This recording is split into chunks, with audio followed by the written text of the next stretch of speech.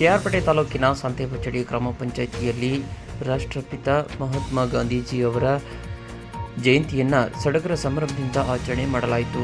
ಬಳಿಕ ಮಾತನಾಡಿದ ಗ್ರಾಮ ಪಂಚಾಯಿತಿ ಸದಸ್ಯ ಮಂಜೇಗೌಡ ಮಾತನಾಡಿ, ಸ್ವಾತಂತ್ರ್ಯಕ್ಕಾಗಿ ಹಾಗೂ ಉತ್ತಮ ಸಮಾಜಕ್ಕಾಗಿ ದುಡಿದ ರಾಷ್ಟ್ರಪಿತ ಮಹಾತ್ಮ ಗಾಂಧೀಜಿ ಅವರ ಆದರ್ಶಗಳನ್ನು ಯುವ ಸಮೂಹ ರೂಢಿಸಿಕೊಳ್ಳಬೇಕು ಎಂದರು.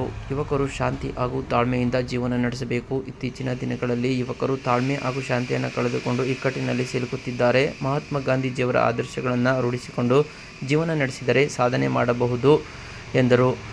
ಇದೇ ಸಂದರ್ಭದಲ್ಲಿ ಗ್ರಾಮ ಪಂಚಾಯಿತಿ ಅಧ್ಯಕ್ಷೆ ಮಂಗಳಾ, ಉಪಾಧ್ಯಕ್ಷೆ Muddamma, Lakshmi, PDO Yogesh, bill collector Suresh, ಆರಕ್ಷಕ ಸಿಬ್ಬಂದಿಗಳು ಹಾಗೂ ಗ್ರಾಮ ಪಂಚಾಯಿತಿ ಸಿಬ್ಬಂದಿಗಳು ಹಾಜರಿದ್ದರು.